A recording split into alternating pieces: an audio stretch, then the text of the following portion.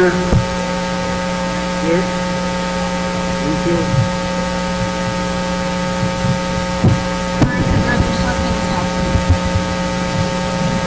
And Director Yuhan.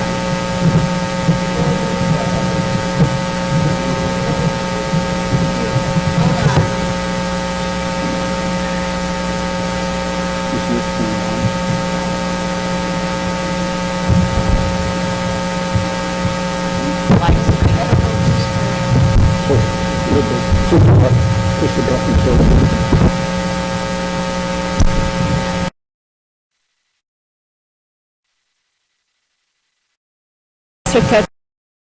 It's not my... tap yours. It's on. There it is. Okay, I got mine now. Agenda item number 2 is approval of the agenda. I will just inform the board that I am looking to add 3 new items under administration. They would be 6.4A, approval of the interim principal for the high school, 6.4B, approval of a volunteer football coach, and 6.4C, hiring of a playground aide. So with that addition, I will ask for approval to approve the agenda as amended. So moved, Reardon. We've got a motion by Reardon and a second by Anderson. Any additional discussion?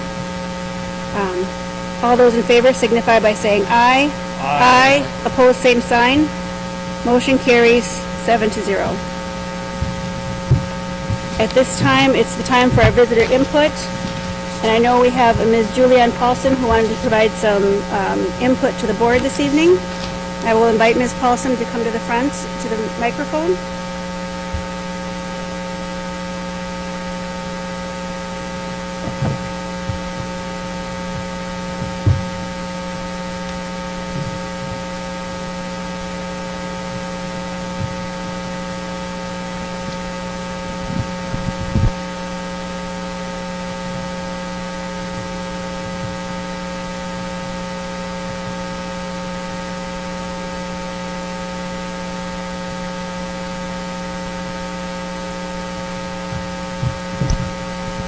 Ms. Paulson, could you please state your name for the record and state what you'll be speaking about? And just as a reminder, you have 3 minutes.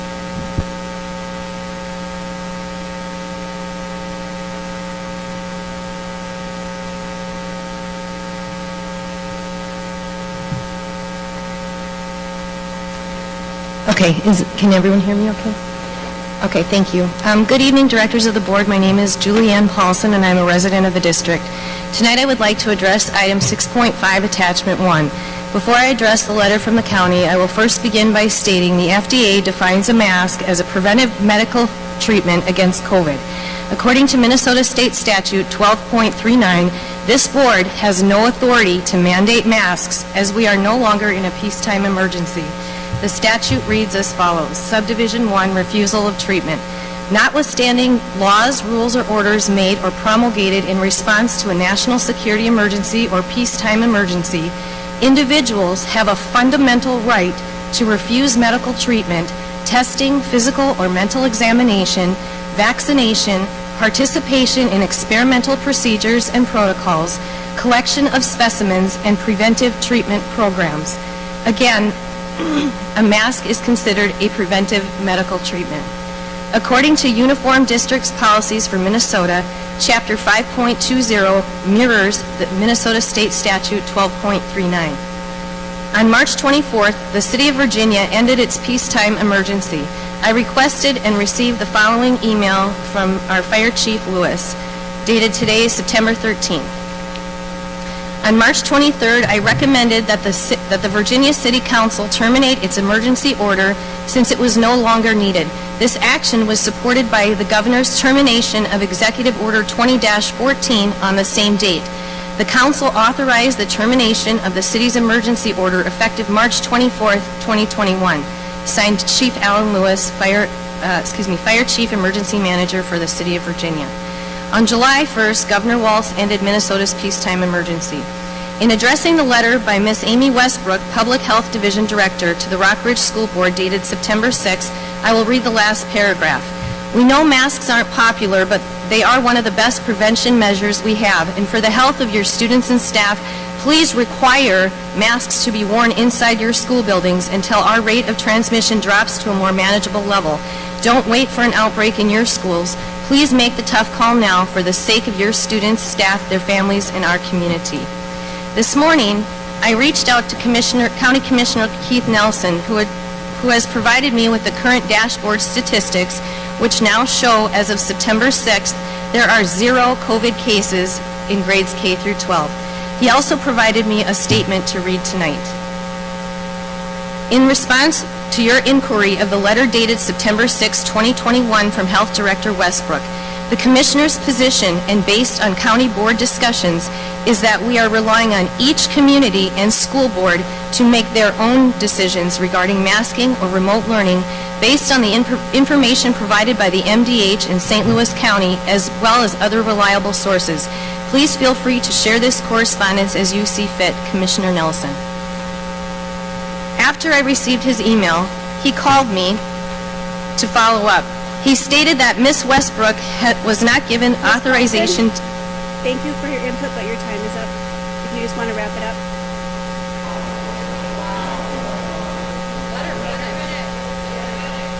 We give 3 minutes for visitor input, that's the policy. Give anybody time, after time you put in. It's very short. So please, if you can just wrap it up. Okay.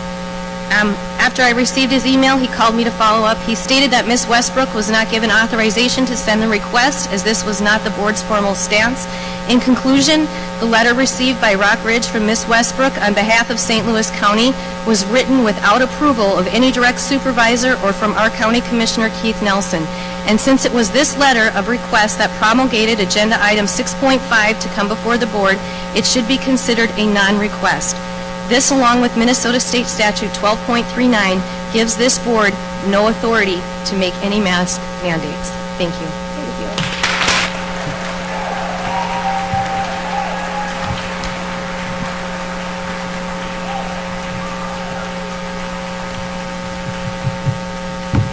And I would just note for the record that there was comments submitted by Catherine Disterhoff that will be made part of the record. Agenda item 4 is the consent agenda. I would ask for a motion to accept the consent agenda as presented or with amendments. Would make the motion to accept the agenda, consent agenda. Any further discussion? Hearing none, all those in favor signify by saying aye. Aye. Opposed, same sign. Motion carries 7-0.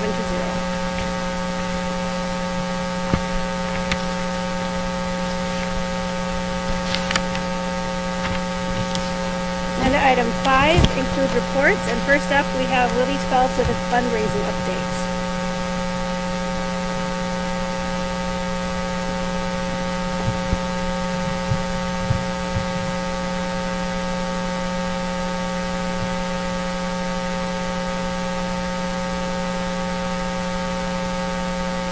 No comments that I probably don't need a microphone from the gallery, please. Good evening. Thank you for this opportunity. Much appreciated. I want to thank all of the donors that are on the consent agenda tonight and from the previous board meeting. All of the donations are so incredible, and so we are so grateful to receive all of these for our Rock Ridge Rising campaign, and what it's allowing us to do is just going to be incredible from what you see. When all the projects are done, you'll see all of these add-ons, and it's just going to be absolutely amazing. So thank you to everyone that has donated, is thinking about donating, and is on our agendas last meeting and this meeting. So tonight I'm lucky enough to have the Elvrum family here. Jerry Elvrum, Trina Elvrum Hoff, and Therese Elvrum are here to talk about a donation that they are making in honor of their mom, Kathy, to our Rock Ridge Rising campaign. Good evening. Chairperson Sundquist, members of the school board, my name is Trina Hoff, and it is with great pride that I'm here today, along with my dad, Jerry Elvrum, my sister, Therese Elvrum, and our families. We're here today to ask the board's approval of the dedication and donation to the Rock Ridge Rising project. My mom, Kathy Elbrum, taught business in a very similar setting as Rockridge at the Evelyn High School for 35 years. She loved her job and her students and was always incredibly proud of each of them when they would succeed and do well. Known fondly by her students as Mrs. E, our mom had a special way of finding each student's ability to reach heights some never knew existed within themselves.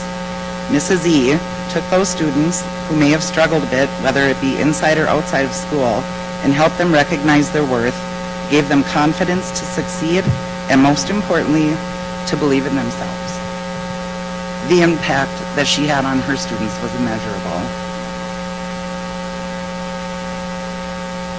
Generously, my place of employment, Northern Communities Credit Union, would like to donate $10,000 to the dedication of the business classroom in honor of Mrs. Elbrum.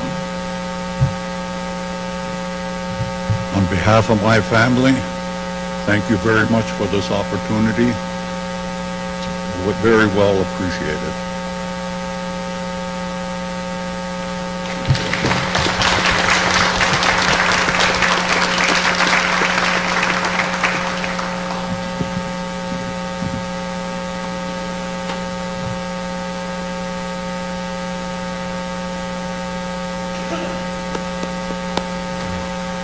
Thank you.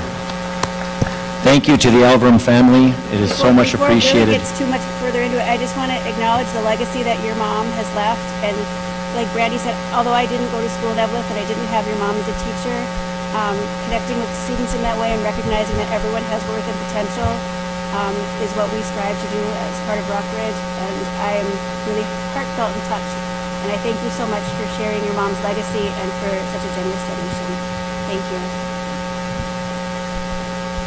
Wonderful. That concludes me for tonight. I'll stick around for the others that come up. Thank you. Thank you.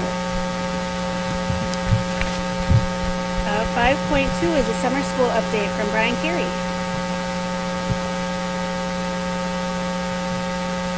Good evening. I'm very excited to present this report to you. I was the summer school coordinator on the Virginia campus for this past summer. And I think everybody has this print off in front of them. I'll just direct your attention to the middle of the page. We had 175 students actually pre-enroll in summer school. We actually had 161 attend and 151 actually complete the program. We had an overall attendance rate of 92%. On the bottom left, you can see that I broke it down by classroom. And it ranged from 86% to 95% attendance, which is super awesome. During summer school, I required that our teachers do a STAR test at the beginning of summer school and at the end of summer school. You can see on the right, individually broken down by grades, the percentage of children that actually increased their STAR math and STAR reading scores. As an entire campus, 64% of the students that attended summer school increased their math scores, and 67% increased their reading scores. And it just wasn't all about the STAR test. It was also a lot of enrichment activities that took place. Our elementary kids, they went over to the library and enrolled in a summer reading program. We actually incorporated math into fishing as we took the kids fishing across at the lake. Multiple grades grew flowers and incorporated math into that. I know that our high school kids enjoyed reading at the park.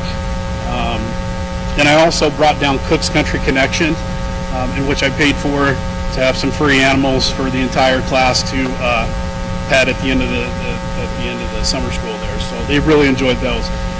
As far as suggestions I would make to the board to consider for summer school next year, both campuses under one building. That would be one suggestion that Alyssa Bowe and I both agreed upon. And I know that she already presented her report. The other suggestion that I would consider, or like you to consider, is having secretarial support before summer school, during summer school, and 2 days after summer school. Because I was the secretary, the school nurse, the janitor, and the dean, and all of that all in one. And so I was being pulled 10 different ways. So that extra support would be really nice. But summer school was a great success. In fact, you would hear kids say, I wish it didn't have to end. Can we go another week? And so it was really a great time, and a lot of positive things happened out of it. So, any questions? Doesn't look like it. Thanks for the update. Thank you. Appreciate your time.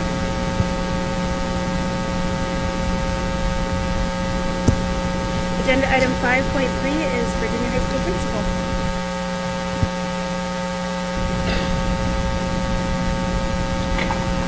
Hello and good evening. We have quite the audience tonight. A little nerve-wracking.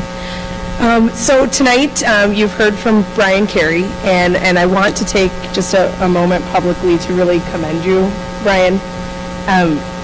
This is the first time that we have run summer school on our own campus, I believe in the history of Virginia High School, maybe many moons ago, but not any time in the history that I can recall. And to have 150 kids complete, to have over 60 kids retain credits, make up credits, and move towards graduation is something that really can't go unnoticed. It is a very heavy lift. It was a lot of programming to put together right at the end, but thank you to the school board for allowing us to move forward with that, and thank you, Brian, for bringing that to fruition. Nice job. So on the other end of what I wanted to talk about today, is we want to talk a little bit about the kids that we can support through the summer in programs such as the summer school program.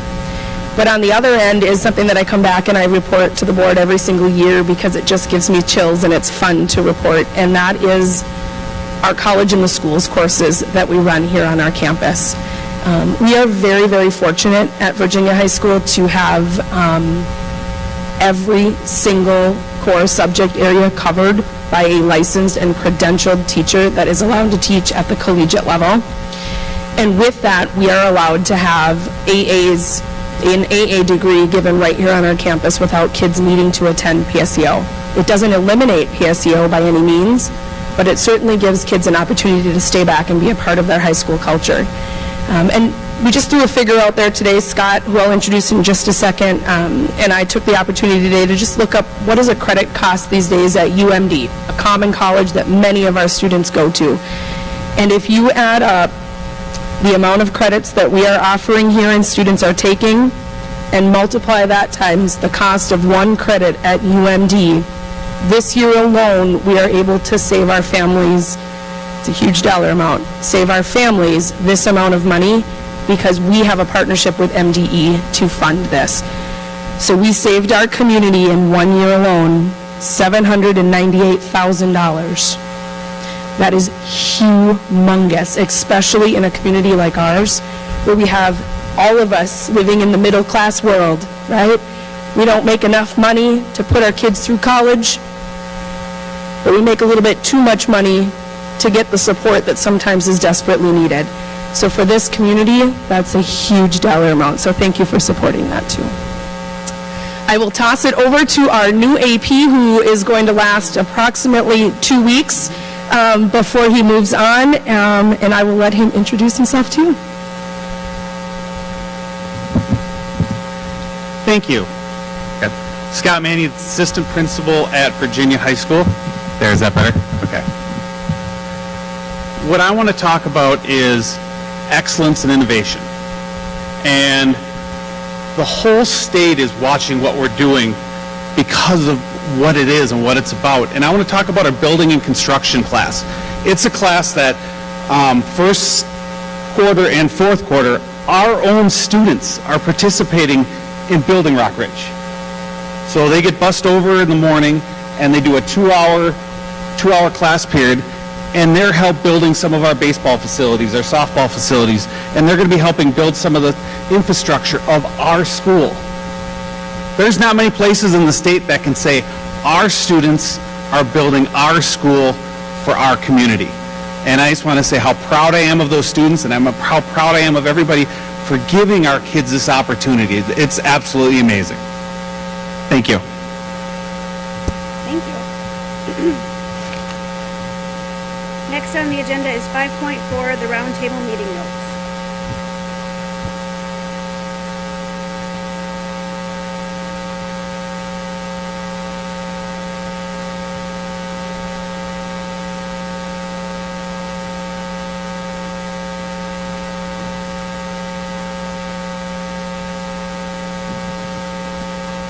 Does that work? There we go. The topic that I'm up here for right now is for the results of the community meetings that we had several weeks ago. I was at both of them.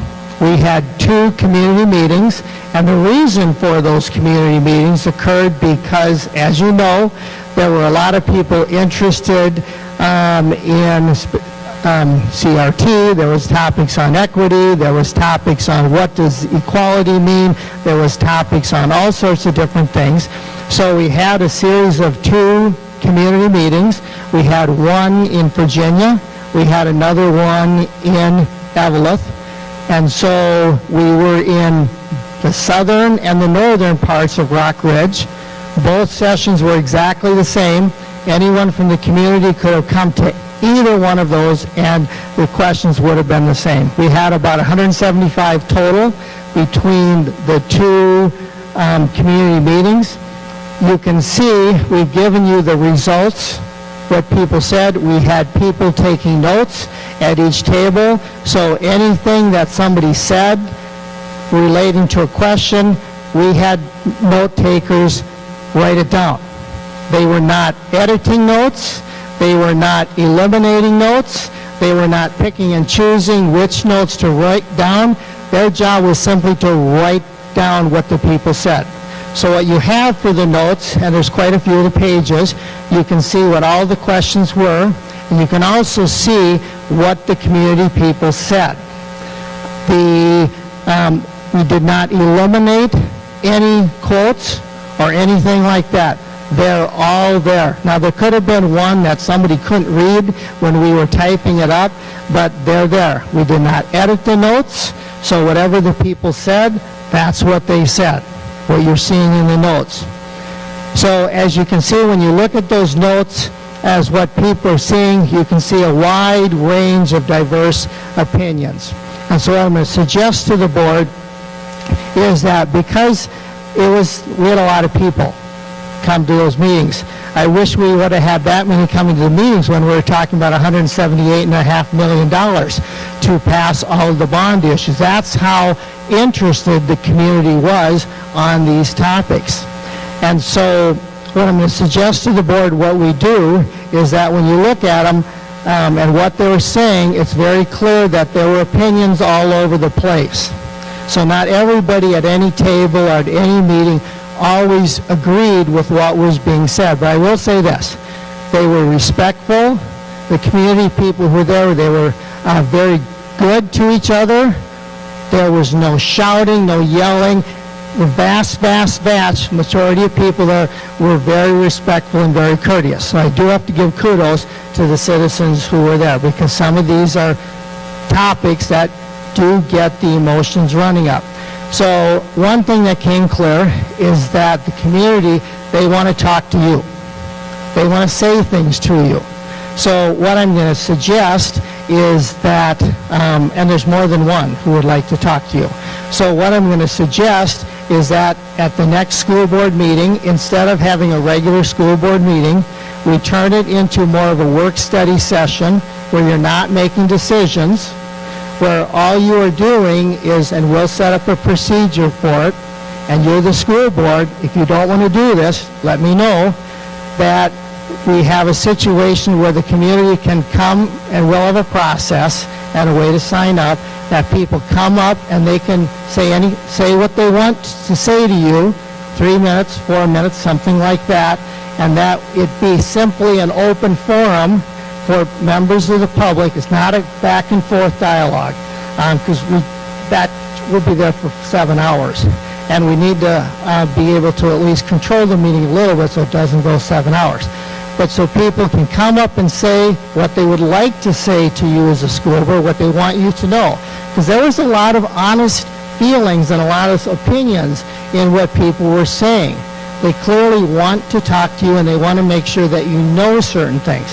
So what I'm suggesting is if we do this in a work-study session, you're not making decisions, is that we set it up so folks can come up, talk for 3 minutes, they can say whatever they want to say to you, and then we'll have the next person come up, and then they can say whatever they want to say to you. And then we run that for an hour or so, hour and a half, I don't know, depending how many people.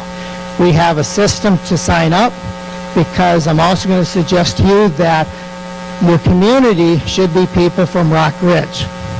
We do know that we've had people at school board meetings who are not from Rock Ridge.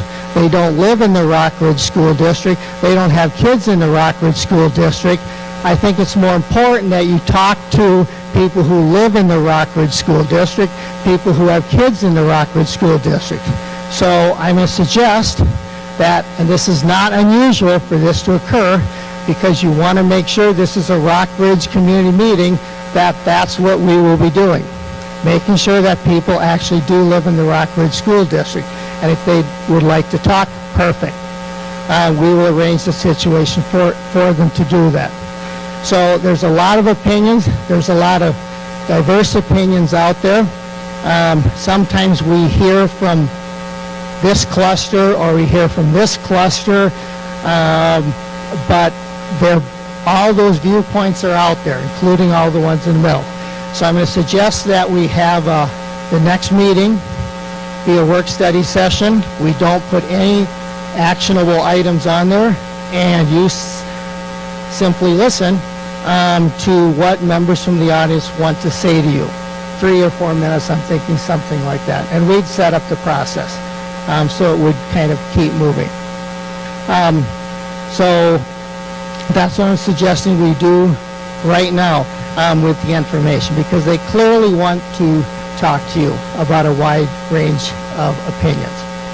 Any questions about the information that you have received from the community meetings? Okay, thank you.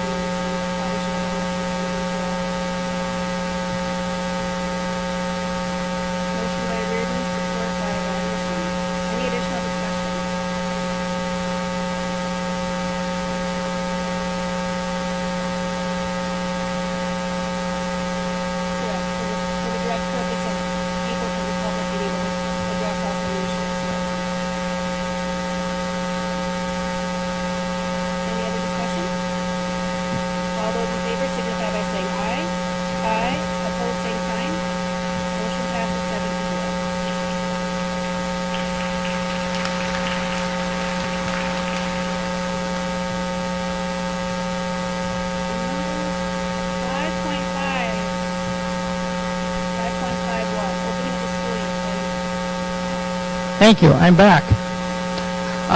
Opening of the school year, this has been, first of all, everything worked. I know there were some hiccups, especially in the 7-12. You talk to teachers, you talk to kids, talk to parents. That's where we had the most hiccups. The hiccups occurred in the 7-12 because we were doing a lot. We worked hard to give kids their first choices and their second choices. So what we did, because we were one district, we had a lot more kids who are taking a course in the Evelyn Gilbert High School or taking a course in the Virginia High School. That meant we have buses running literally all day long, moving kids back and forth from either Evelyn Gilbert High School because they're taking a course in Virginia High School. And for those listening, I'm using those terminology because it's still Rock Ridge, but we have 2 separate high schools right now. One is called Evelyn Gilbert High School, the other is called Virginia High School. So because we've had kids going back and forth, we've had to figure that out. Where's the right bus? What bus do I get? When does the bus leave? Finding drivers to go back and forth. So that's been the most part that has probably been the ups and downs, but it's getting better. It's getting smoother. So hopefully that will slowly smooth out and continue to go. But the whole reason for that was to give kids their choice as far as what course they want to take. Now, this will disappear in a couple years when everyone is in one building, so it's just going to go a lot smoother in a couple years. But this is going to be a little bit like this for a while. Otherwise, in the district, things went smoothly. I know we have some individuals who are concerned about, ironically, either high class sizes or low class sizes. Most of the class sizes, they're really pretty good. They really are. Depending which building you in, what grade level you are, what your course is, if you hear someone say, I have 29 in my course, 28, 30, 31, there is another course somewhere where there's 19 kids, 20 kids, 18 kids. Sometimes it just works that way. But the elementary classes are pretty close. I know there's some that are in the 26, 27, but most of them are not there. Most of them are under 25, or towards the low 20s range. Not all of them, I'm not going to say all of them. But Spencer Ani, your business manager, should probably be given Soothsayer of the Year award, Prophet of the Year. We figure a budget. You passed a budget based on so many students coming through the doors this fall. He was wrong by a little over 1.8 kids. We actually have 2,621 kids who, as of now, are attending Rock Ridge School District.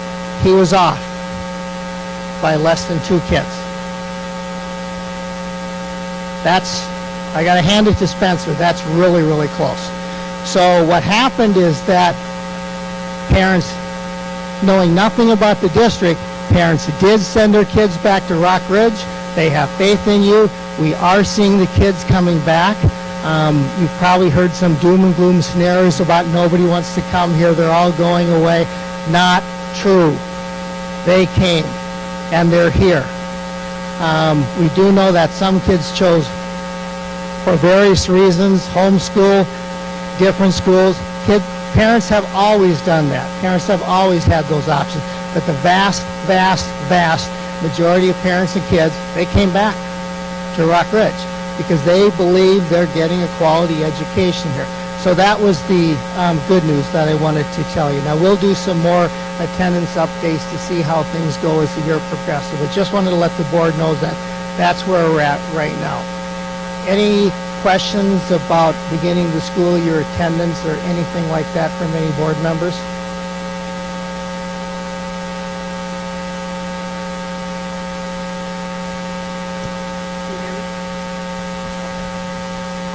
I had some feedback about a second grade class having 27 students in it. So is that something, and there was like 10 kids that was enrolled, or like a person at school or something. So is that something that the person at school needs to be taking a look at? I know exactly what you're talking about. We did have some grades where we had a few more kids show up. Some of this came from parents who they used to enroll their kids somewhere else. They decided to keep their kids closer to home, and so that was a grade level where we just had more kids show up where we were expecting. We also did have some grade levels where the opposite happened. You know, for whatever reason, we just had 8 fewer kids show up for that one. So in that case, what we do is we will look at the classes and the class sizes there. I want to wait for a few days to let things shake out, make sure we don't have anything unusual. But yes, that would be something we take a look at to see if we need to do anything in a situation like that.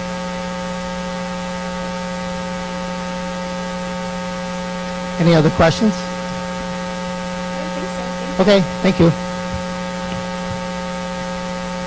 Under agenda item 6, administration item, 6.1 is consideration of naming rights agreement between Rock Ridge Public School and United States Steel Partners.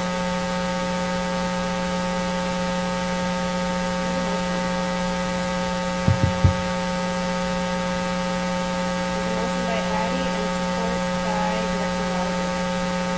Any discussion? Hearing none, all those in favor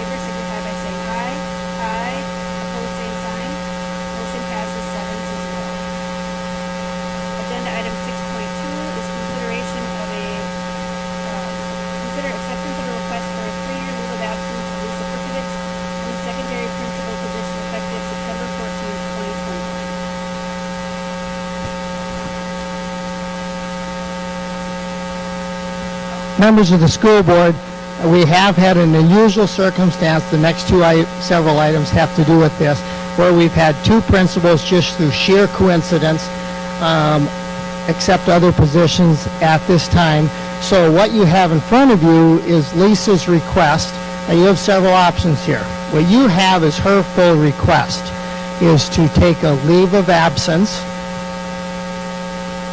If you do not grant the leave of absence, then it's a resignation. So you're either going to grant her a leave of absence or you're going to accept her resignation. Now, Lisa knows I'm going to say this.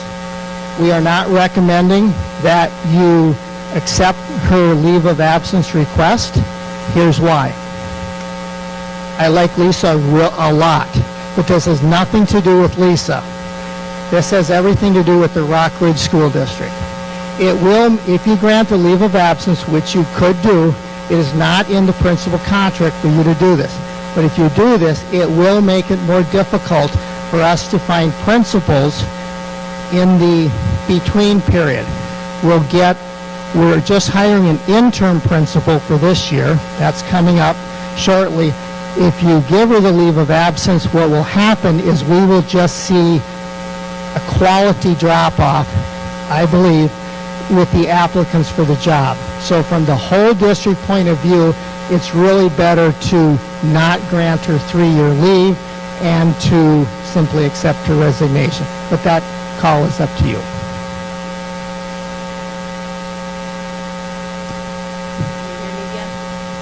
I think you've done an excellent job. I think you're an excellent principal. But I agree with Noel. I think that giving a 3-year leave of absence is going to narrow down that pool of applicants. If it was a 1 year, then, maybe, but 3 years is a pretty long. But I think you've done an excellent job. And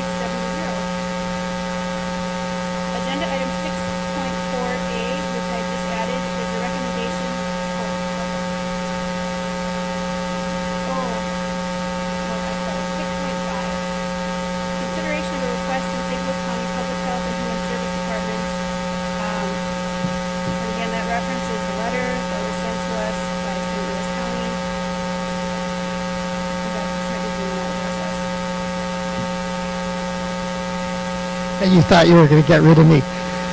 Third time up here. This is, the reason why this is up here, we did receive this letter from St. Louis County Department of Health, and you've clearly heard that the commissioners, this was not a topic of discussion at their meeting. They did not send the letter out. It came from the St. Louis County Department of Health. And as you've been following the news around us, where districts all around us who, for whatever reason, have gone to the mask mandate, gone to masks, or they have stayed no mask. And you can see what's happening. And the issues that are coming up are the same ones that have come up before. Now, last year, at about this time, when this topic was coming up, you said to me, Schmidt, talk to the COVID team, you make the call. Now, this is a different year, and all the emergency procedures are not in place anymore. So there's a couple reasons why this is on your agenda. One is that you're the school board. You need to tell me how you want to play it this year. Do you and the MDE and the governor has said, the school boards, you're the ones who are making the decisions. You're in charge. You're in charge of making this call. So you can either, I just need to know, do you want to be the ones making the call? Do you want to tell me, talk with the COVID team, and you make the call? So which way do you want it to go? Do you want this group to make the call? Do you want to tell me to make the call? So that's probably the first decision. If you decide to make the call, you do not need to do anything.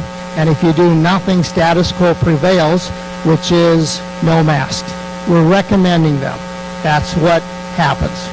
So if you decide you want to change that, you certainly can. So it's really up to you as a board what you would like to do as far as who's making the decision or the call, or who are you comfortable, which group are you comfortable with, and then at this time, do you want to make a call, or do you want to just do nothing and let it go and see how things go? But I thought it would be remiss to at least not point this letter out to you. It is unusual, the language especially, as Julianne so articulately pointed out, the language in that last paragraph is unusual. I usually don't see letters that have the language written the way that one was written. That was unusual. So I thought it was something you really needed to see. So I'll stay off to the side and answer any questions that you would have, but I guess I need to ask you if you want to do anything now, or if you have any specific guidance or advice as far as what you would like to do.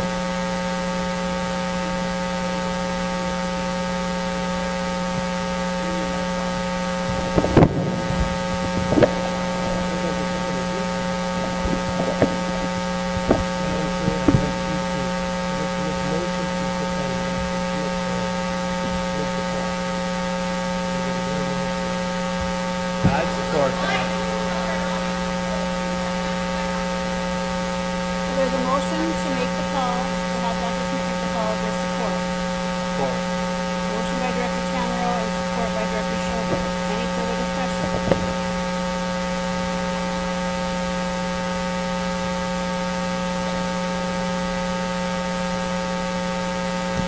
Sorry. I don't feel like we should go all that way on communication. I know that's a step over the team, but I think as a board, we should also, this is something that we could all have a discussion about and make a team decision on, rather than putting it on. I mean, it's a tough decision, I think, for anybody to make. I mean, you gotta think about everything. I mean, there's so many different avenues to think about in this situation. I tend to agree, but I think it's being fair to the board and not just Dr. Schmidt.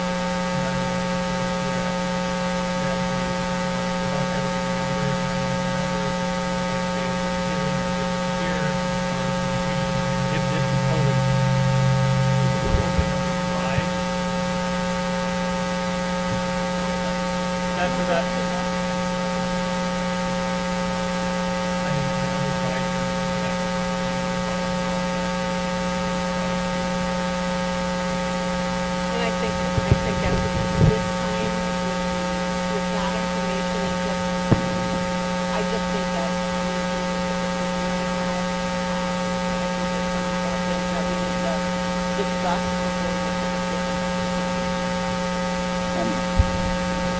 My question is, Dr. Schmidt, is that if the numbers escalate, we'd have to have a special board meeting, or would this fall under an emergency board meeting aspect?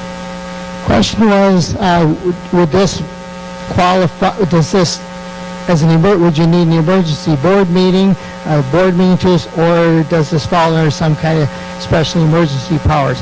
The emergency powers are gone. So you could call a meeting at any point with proper notice, or you could do and make a decision, or you could do it at a regularly scheduled board meeting. So yes, you could call a special meeting to talk about this. You could. We'd have to term it a certain way and phrase it a certain way and make sure everyone in the public knew when and where you were meeting. So we probably could not do one under this circumstance, like the very next morning or something like that. So we'd be our period to have a meeting. I believe that would be the wisest thing for the school board to do, yes. Do the 3-day public notice. Yep.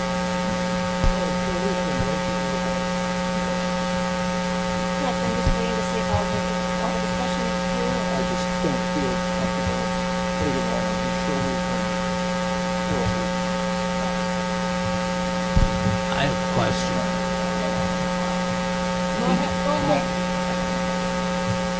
Dr. Schmidt, do we know what the COVID numbers are in our area? And the reason I ask that is I'm looking at the numbers countywide, I'm looking at the numbers statewide, and there certainly is a pretty accelerated uptick in what I'm seeing.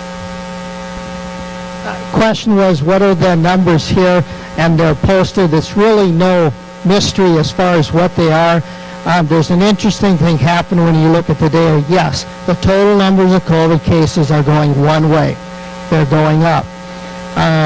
Interestingly enough, where we are, the numbers are very similar to the rest of St. Louis County, whether it's the northern part, southern part, very similar to what's happening in other parts of the Minnesota. They are, frankly, higher now than when we were wearing masks in the fall. However, when you look at the other data, because there's also data, I'm seeing data that St. Louis County is giving us on number of hospitalizations and number of individuals in the ICU. And I'm not a physician. I don't work in those settings. I'm only looking at the numbers. Those numbers have been flat for about a month. So the numbers are going up. The numbers of hospital admissions and the number of individuals in ICU, when I'm looking at the number, those have been flat, Director Silbert, for about the last month. Thanks. So we've got a motion to have Dr. Schmidt make the decision in support. I'm going to take a roll call vote on this, just so I get it right. Director Lotiger? No. Director Addy? Director Reardon? Director Anderson? Director Schoberg? Director Tamero? And Director Sundquist is no, so the motion passes 4-3, or the motion fails 4-3. So now that we've decided, I'd like to make a motion that the board make that decision we've got a motion to have the board decide. with input from the COVID team and from Dr. Schmidt. And the parents are welcome to send emails. Randy, we're not going to interrupt you guys. So we've got a motion to decide on wearing masks with input from the COVID team and administration. Is there support for that? What? No. The board would make that decision with input from the COVID team and administration. I guess my question is, what does that motion mean? Because that's how it is now. Right. Well, if there's no second, the motion fails for lack of support. Is there a second? Randy's motion was that the board decide with input from the COVID team and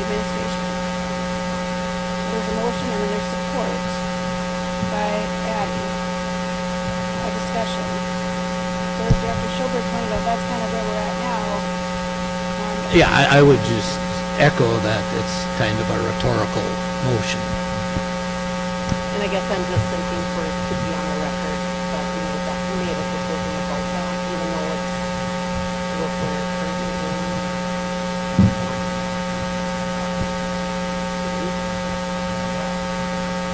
And I think I'd rather make the decision sooner rather than later.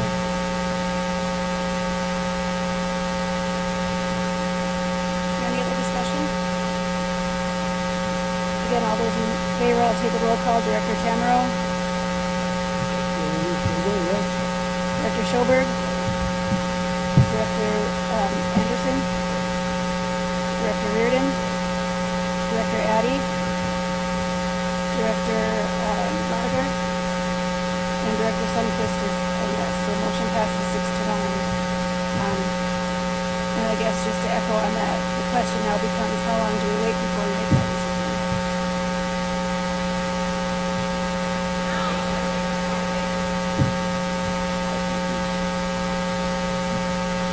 Well, at this point in time, we'll just wait for Dr. Schmidt to give us a word that we need to call a special board meeting, and at that time, we'll have to make a decision. And I personally would like to get some feedback from an attorney about statutes and how this plays a role. Thank you. I would just ask, Noah, is there a threshold number that we should be looking at that either the Department of Ed or Department of Health recommends? Question was, is there a threshold number? No. They have said school boards make the decision. They are providing us with information. They're providing us with information. But there is no number, here's where we are. No, you do not have any. You have healthcare agencies who are advising you of this, but you have no legal limits that I am aware of at this time. Okay, thank you. And Dr. Schmidt, also, are we aware, are there any legal challenges to the mask mandates that are out there, either locally or statewide? Question was, are there legal challenges to the mask mandate? Yes, they're everywhere. Not only in the state of Minnesota, they're occurring in, this is a ripple effect. This is playing itself out everywhere across the United States. So this is not unusual. They're being challenged and they're being contested all the way through. So, yes.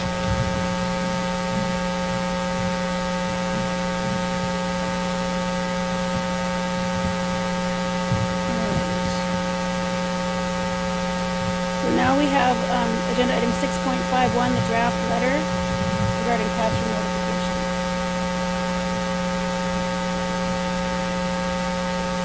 Sorry, I had to wait, delay for my, that one, the board can, you do not need to act on this one. It was tied to the other one. This is just an example of if you did do a mask mandate, we would need to change our processes and procedures. So now that the board has decided on a process here, you do not need to do anything with this one right here, but this is an example of some of the processes we will have to set up if the board goes into wearing masks.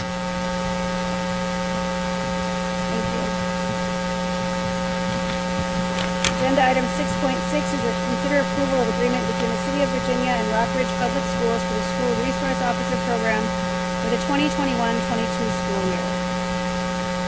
Is there a motion? Motion by Reardon, support by Anderson. Oh, any discussion?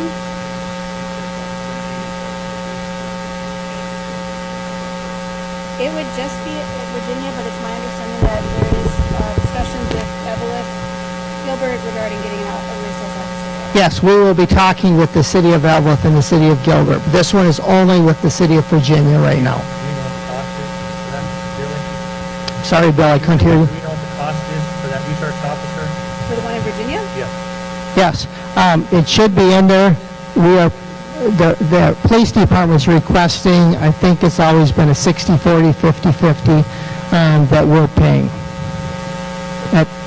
And most people, just so you know, most teachers and administrators do see a value in having an SRO in the building.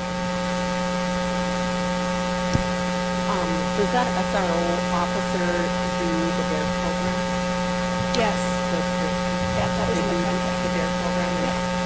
Yes, that's part of what they do, is the DARE program. In fifth grade, they do that?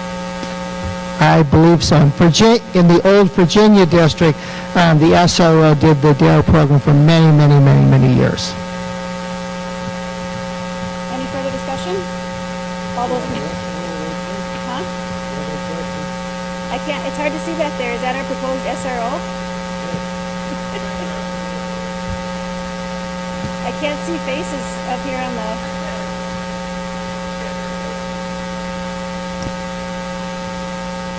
So do you do the DARE program in the fifth grade? Again, Do you do the DARE program in the fifth grade? I actually want to train for the DARE program, see if that goes, because I want to get into every single classroom and talk about different things. We're working on different stuff, and working on that. I actually want to get in, we're working with a lot of the ninth graders, suicide, I've been along for I'm in your school for about 24 hours a week. It's actually very, very minimal. You need a full-time any and that's just me being honest. I've been working first week here, have fights and bullying and stuff like that, leading into actually getting into the classrooms and that aspect of the job. At this rate, I'm just being honest. Well, we appreciate putting you on the spot and you giving I'm us a good few at it. words. I'm good at it. I've been wanting to get in front of you guys. I've been wanting to tell you exactly what I've been wanting, what I actually can do and what I can't do. And actually tell you why a school district offers actual benefits not only that, for the parents, for the administrators. So, there's a huge support there to having to took on this role in the school standpoint. Maybe we can have you present one day or come to a work study and kind of fill us in on some of the things that you're planning. And the date and time, I'm already prepared. We're gonna hold you to that. Okay, Okay? thank you. Thank you so much. No problem. All right,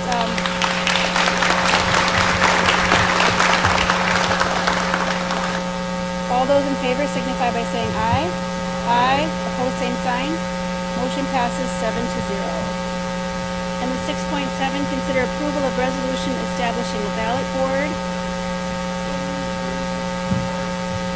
Motion by Reardon, support by Addy. Any discussion? This will be a roll call vote.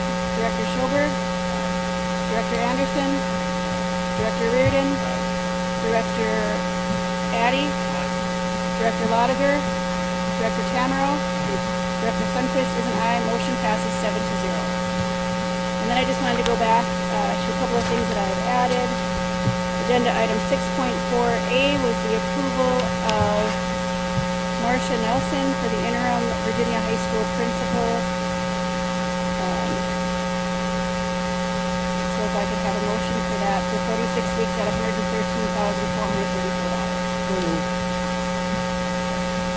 Motion by Tamero, support by Lotiger. Any discussion? All those in favor signify by saying aye. Aye. Opposed, same sign. Motion passes 7-0. Agenda item add-on 6.4B was approval of the hiring of the volunteer coach for football, John Stanaway. Motion by Addy, support by Reardon. Any discussion? All those in favor signify by saying aye. Aye. Opposed, same sign. Motion passes 7-0. And the final one was 6.4C, and this was the hiring of Alyssa Poulis for the playground aide. Motion by Addy, support by Anderson. Any discussion? All those in favor signify by saying aye. Aye. Opposed, same sign. Motion passes 7-0.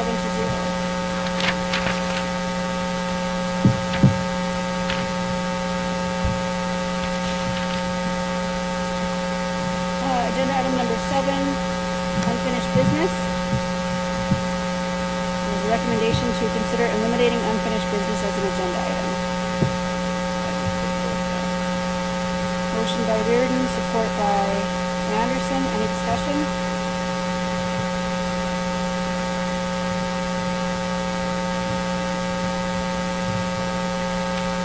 Sorry, I keep forgetting. So anything under unfinished business, I think that's, something that any board member can bring to the superintendent or yourself as the chairperson to have discussed during the agenda. So I think that is not really necessary. Okay. Any additional discussion? All those in favor signify by saying aye. Aye. Opposed, same sign. Motion passes 7-0. Meeting announcements, the next regular meeting is Monday, no, it's a working session. The next meeting will be a working session on Monday, September 27th, here in the Goodman Auditorium. I will entertain a motion to adjourn.